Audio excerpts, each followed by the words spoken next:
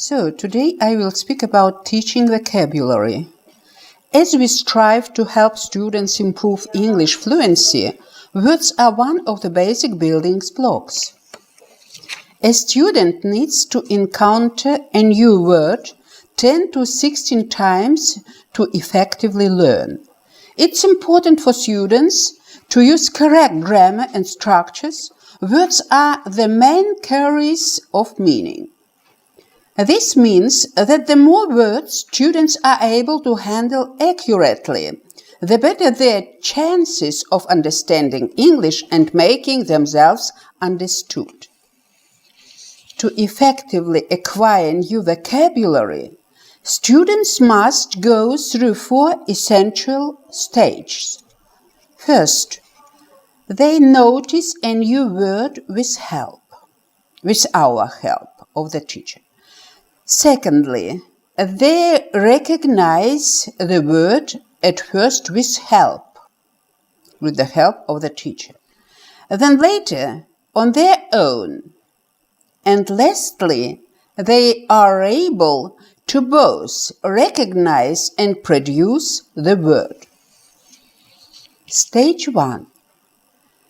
Noticing and understanding new words. Introducing nouns, things, objects, animals, etc.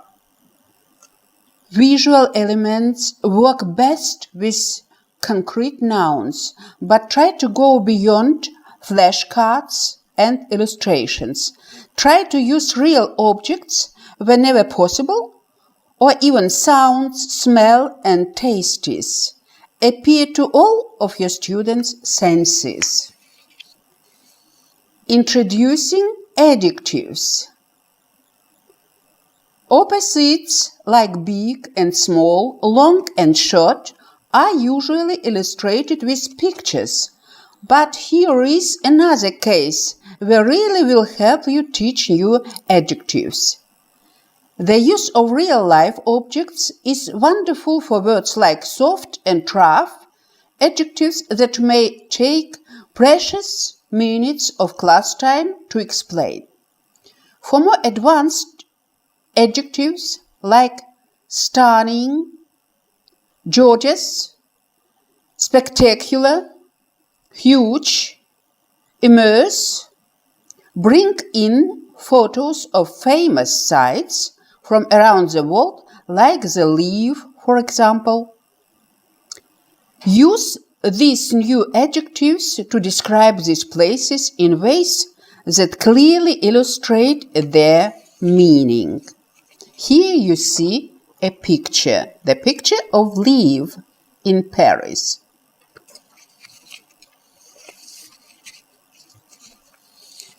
Introducing abstracts. There are things you simply cannot teach with a flashcard. What works best in these cases are synonyms, definitions, substitutions, or simply placing students within a given context. Consider this simple example.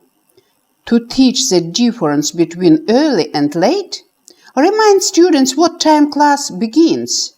Then state that those who arrive before this time are early, while those that arrive after this time are late. Stage 2. Recognizing new words. We can do it with help of different games. For example, bingo. Bingo is one of the most versatile games employed by teachers. For younger learners, make bingo cards with illustrations and call out each word. For those who can read, do the opposite, make the cards with words, then draw the flashcard from a bag. For teens or adult learners, you can make cards with a definition and call out the word, or vice versa. Matching. Another type of exercise with countless words possibilities. Students may be required to match opposites, synonyms, or a word with its definition, as well as a picture to a word. Fill in the blanks. Hand out a piece of written text, anything from a description, song, letter, to even a short story, with blank places that must be filled in from a list of words. You can adapt this to longer text and also have longer word list. Stage 3.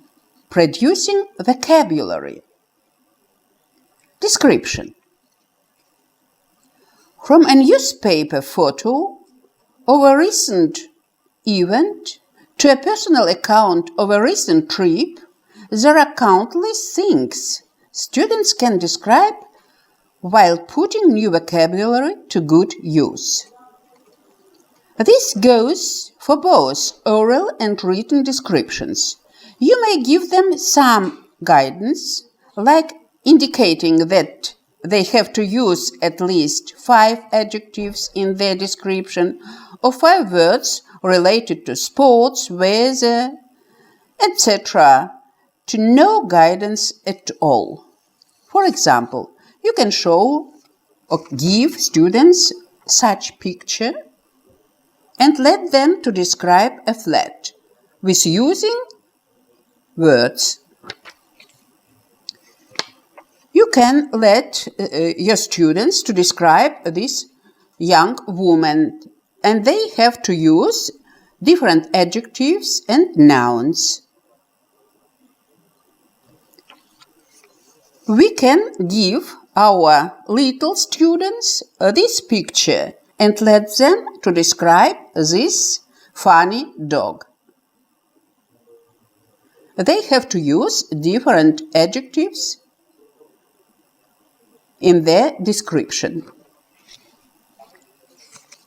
Fill in the blanks. No options. Supply students with a piece of written text with blank spaces that have to be filled in with any word that fits.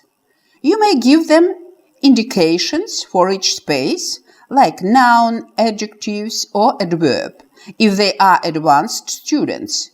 You can then read several out loud to compare the different words used to fill in each blank.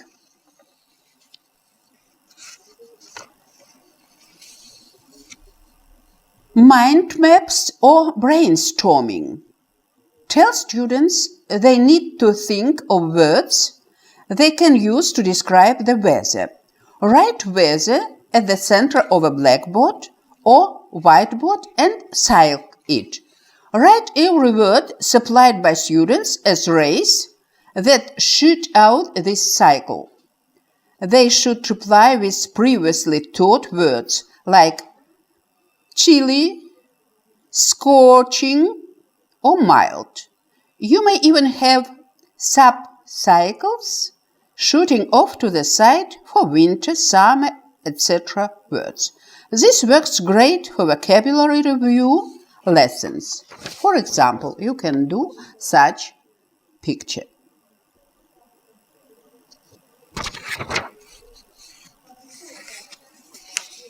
Guess what I am thinking? Students take turns describing something, like a place. I am thinking of a place that it is so huge. It takes visitors hours to see all of it. It has stunning works of art. It is a breathtaking building, very old, but with a modern glass pyramid in the front. Students choose to be as obvious or as cryptic as they like. Even little ones can do this with simple descriptions. It is an animal. It has a very long neck and big brown spots. Or simply state a series of words. Africa, black and white, stripes. It is better to teach vocabulary in context. In other words, teach highly descriptive adjectives when the lesson is about travel, or clothes and accessories when you are talking about shopping. Never teach a list of words just because our students won't have a chance to practice this new vocabulary. On a final note, remember to cater to different learning styles or multiple intelligences. Use songs and music, real-life objects, or puzzles, but the more you mix, the better. Remember the difference between recognizing and producing words. To practice recognition, the words have to be supplied by you. Then students use them to fill in blanks or match them. For students to effectively and accurately produce vocabulary, they have to recall the words. They have to recall these words in each sentences. Always teach vocabulary in context. Use the right timing for repetition. Use pictures and visual whenever you can. Make the words memorable. Use word clusters or verbs. Use words in phrases or collocations. Practice out loud. Most students have no trouble comprehending new vocabulary. The problem is getting them to remember to use these new words. Use new words immediately after they are introduced. Use them again 1 hour later. Quick review at the end of class. Use them again 1 day later. Use them 1 week later. Use them 1 month later.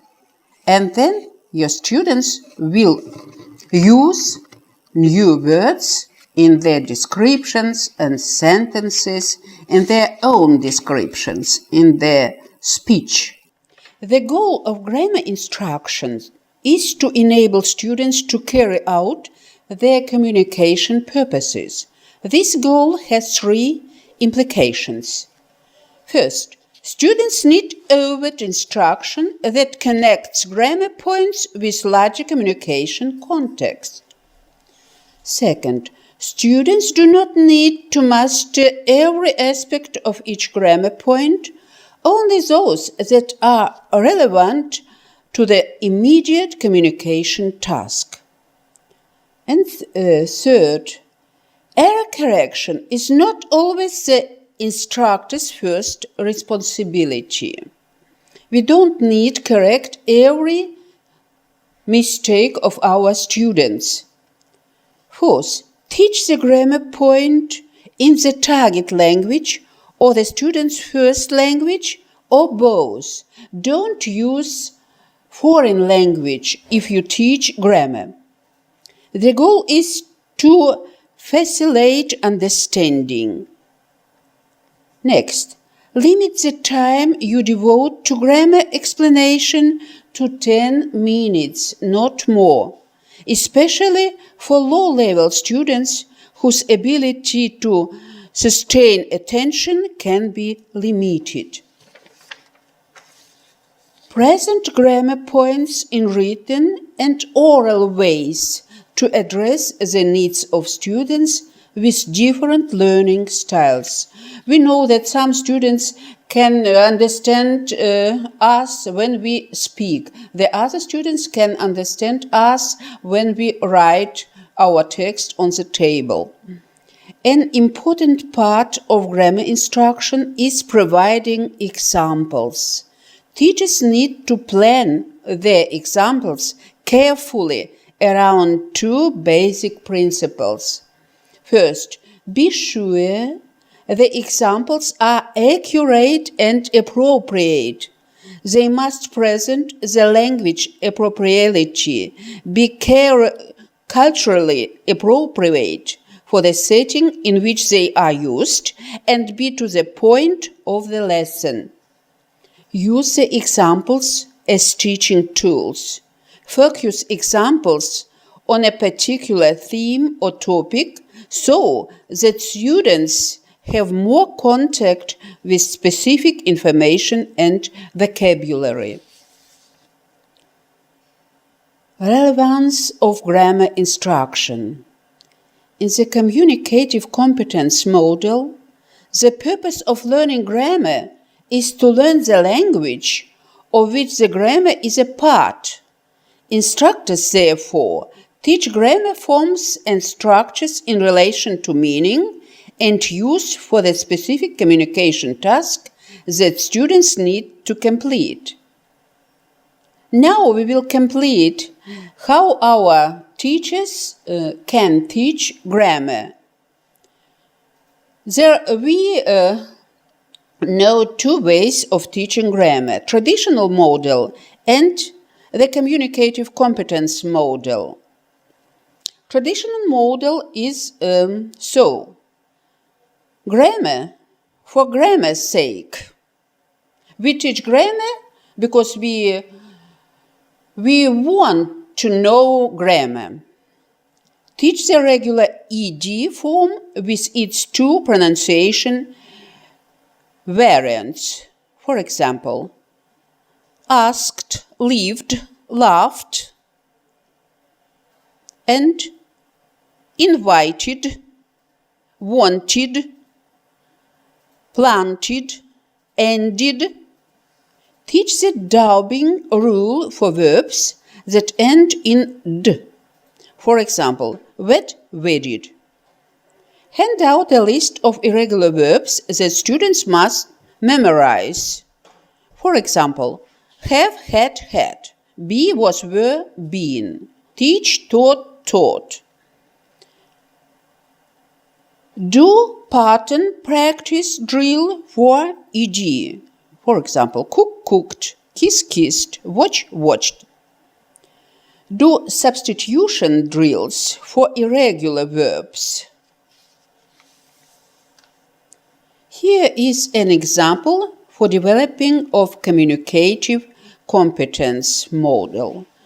Communicative competence are following: distribute two short narrative or stories about recent experience or events, each one to half of the class.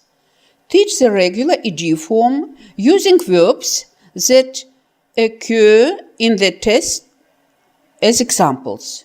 Teach the pronunciation and dubbing rules of those forms occur in the text. Teach the irregular verbs that occur in the text. Students read the narratives, stories, ask questions about points they don't understand. Then students work in pairs in which one member has read story A and the other has read story B. Students interview one another. Using the information from the interview, they then write up or orally repeat the story they have not read. About mistakes, about error. May the teacher correct error? At all proficiency levels, learners produce language that is not exactly the language used by native speaker. Some of the differences are grammatical, while others involve vocabulary selection and mistakes in the selection of language appropriate for different contexts.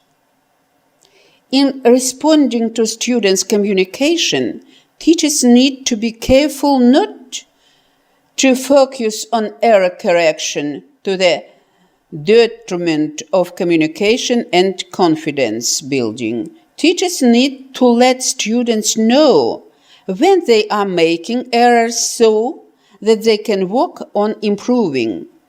Teachers also need to build students' confidence in their ability to use the language by focusing on the content of their communication rather than the grammatical form. Teachers can use error correction to support language acquisition and avoid using it in ways that determine students' desire to communicate in the language by taking cues from context. That's all about teaching grammar. So, next question is about teaching writing. Good writing conveys a meaningful message and uses English well, but the message is more important than correct presentation. If you can understand the message or even part of it, your student has succeeded in communicating on paper and should be praised for that. For many adult English as second language learner, writing skills will not be used much outside our class. This doesn't mean that they shouldn't be challenged to write, but you should consider their needs and balance your class time appropriately. Many adults who do not need to write will enjoy it for the purpose of sharing their thoughts and personal stories, and they appreciate a format where they can revise their work into better English than if they shared the same information orally. 2 writing strategies you may want to use in your lessons are free writing and revised writing. Free writing directs students to simply get their ideas onto paper without worrying much about grammar, spelling, or other English mechanics. In fact, the teacher can choose not to even look at free writing pieces. To practice free writing, give students 5 minutes in class to write about a certain topic or ask them to write weekly in a journal. You can try a dialogue journal where students write a journal entry and then give the journal to a partner or to teacher who writes another entry in response. The journal may be exchanged during class, but journal writing usually is done at home.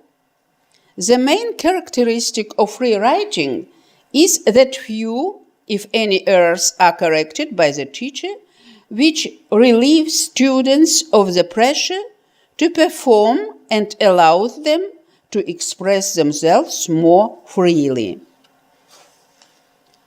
Revised writing is another type of writing. We can call it extended or process writing, and this kind of writing is a more formal activity in which students must write a first draft, then revise and edit it to a final, polished version. And often the finished product is shared publicly. You may need several class sessions to accomplish this. Begin with a pre-writing task such as free writing, brainstorming, listening, discussing of a topic, making a timeline, or making an outline. Pairs or small groups often work well for pre-writing tasks. Then give the students clear instructions and ample time to write the assignment.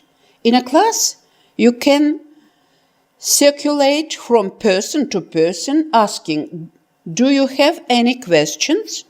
Many students will ask a question when approached, but otherwise would not have raised a hand to call your attention.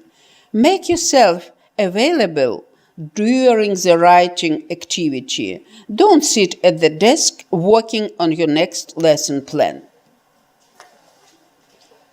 Once a rough draft is completed, the students can hand in their papers for written comment, discuss them with you face-to-face, or share them with a partner, all for the purpose of receiving constructive feedback.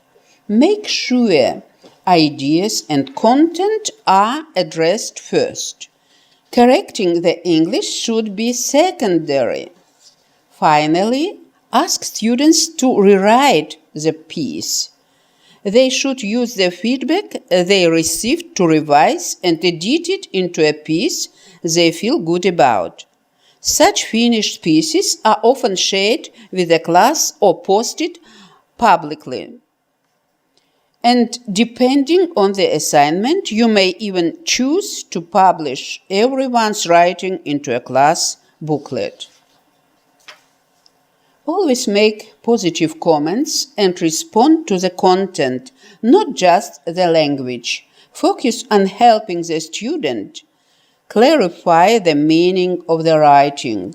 Especially at lower levels, choose selectively what to correct and what to ignore. Spelling should be a low priority as long as words are recognizable. To reduce ink on the page, don't correct all errors or rewrite sentences for the student. Make a mark where the error is and let the student figure out what's wrong and how to fix it. At higher levels, you can tell students ahead of time exactly what kinds of errors, verbs, spelling, what choice you will correct and ignore other errors.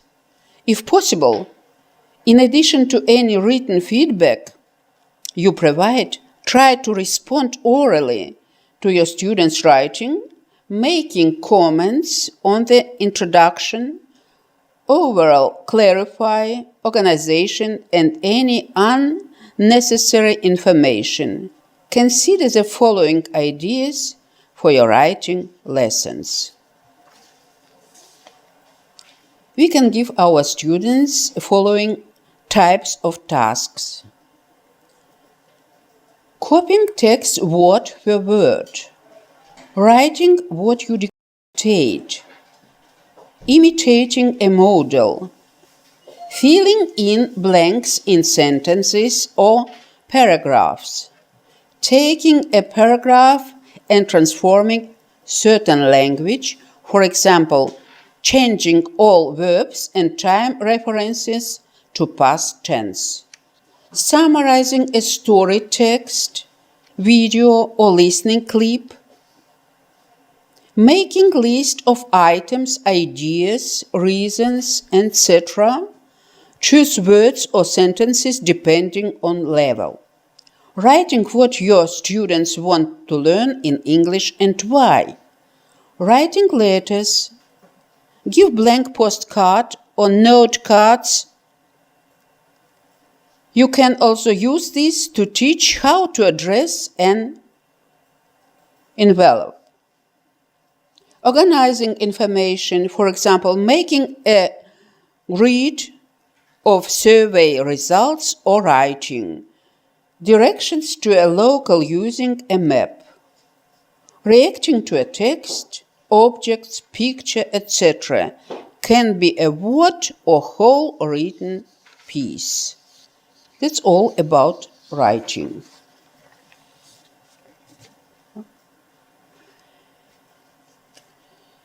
Teaching listening.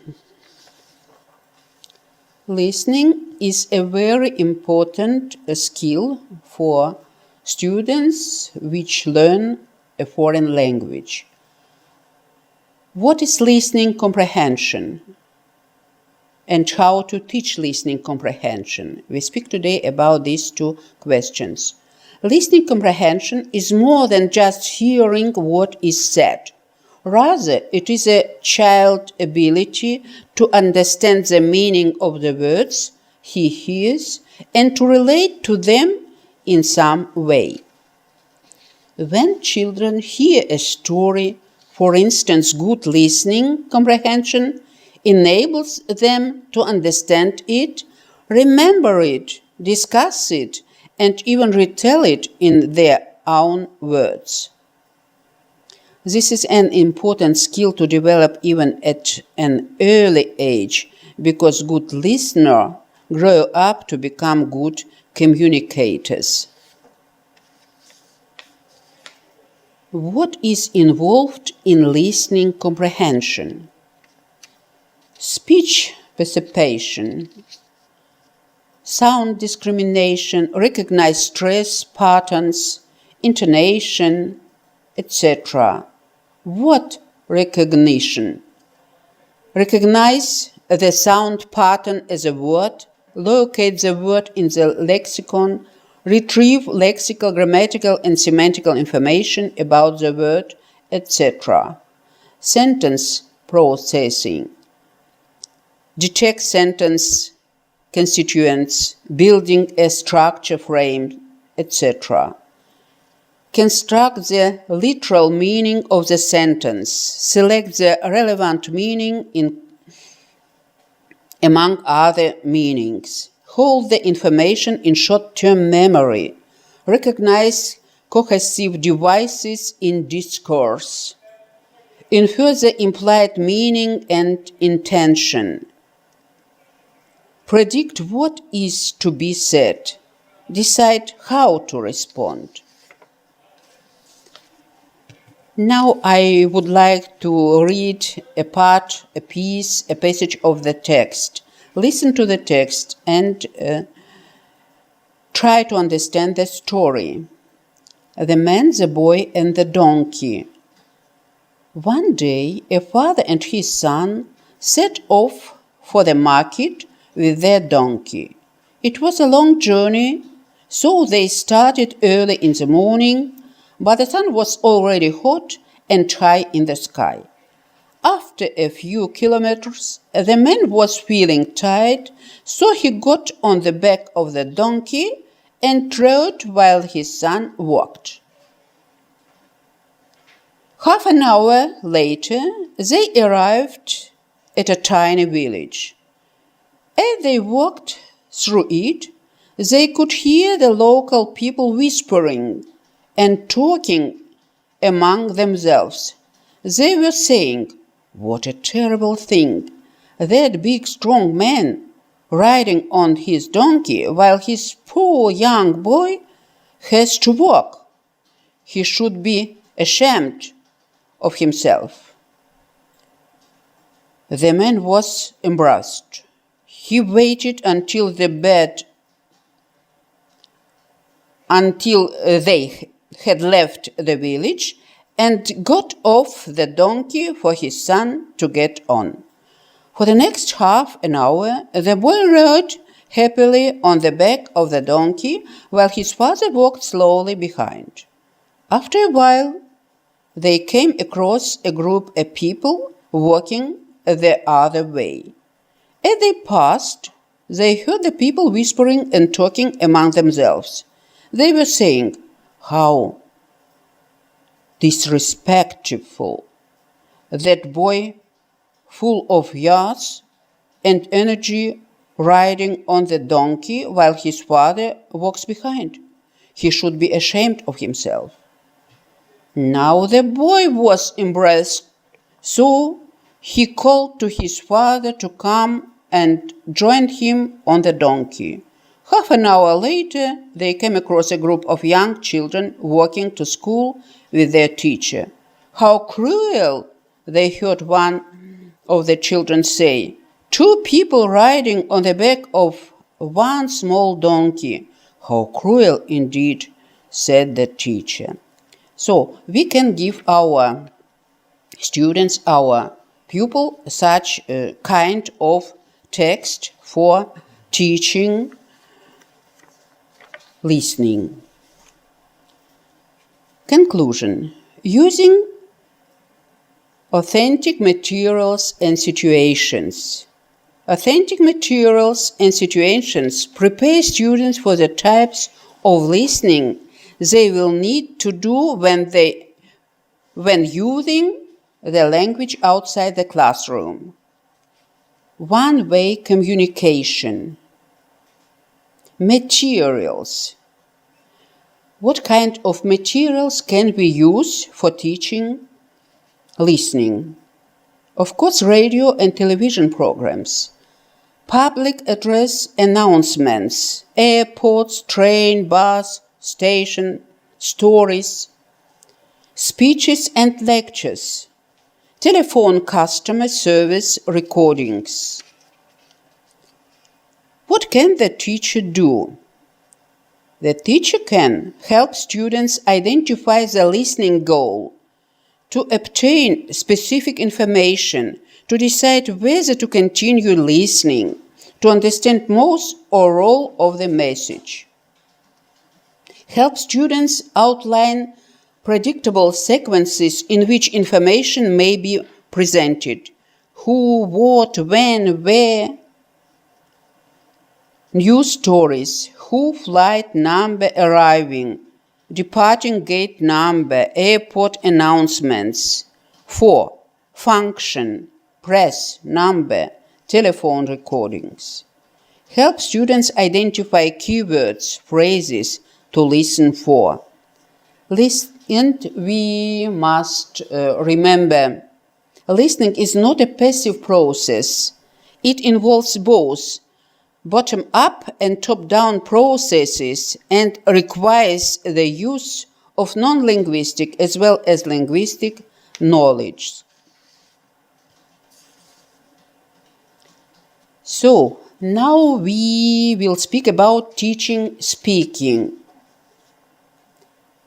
Language learners need to recognize that speaking involves 3 areas of knowledge: mechanic, pronunciation, grammar, and vocabulary, using the right words in the right order with the correct pronunciation. Functions, transaction and interaction, knowing when clarity of message is essential and when precise understanding is not required. Social and cultural rules and norms, turn-taking, rate of speech, length of pauses between speakers, relative roles of participants, understanding how to take into account who is speaking to whom, about what, and for what reason. Spoken language is both interactional and transactional, but what should teachers focus on in class? Brown and Jewell suggests the following. When teaching spoken language, focus on teaching longer transactional turns. This is because native speakers have difficulty with them and because students need to be able to communicate information effectively, whether in their country or in the native speaker country. Teach interactional language by using an awareness-raising approach. For example, with monolingual classes by listening to a recorded language 1 conversation before a similar language 2 recording. For recordings of native speakers, interactional and transactional conversation, you have to explain some words, some unfamiliar words for our students. A simple preparation guide for the task could be a few key questions like: how will you start the conversation? What topics are you going to talk about? How are you going to move from one topic to another? How are you going to end the conversation? After the preparation stage, students give a live performance. This can be in front of the class or group to group in a large class. This increases motivation and adds an element of real-life stress. Another way of encouraging students to use new language in a communication activity is to make a game out of it. Give students a situation and several key phrases to include. They get points for using the language. Encourage students to describe, summarize, define, contrast, and compare by modeling. Be sure to show and not just tell when teaching a new concept, idea, or vocabulary. Be your own glossary. If you use an unfamiliar word, define it for the class as part of your lesson. Don't assume that students truly understand the subject being discussed just because they are nodding or even answering your question. Monitor what you say to make sure that they understand.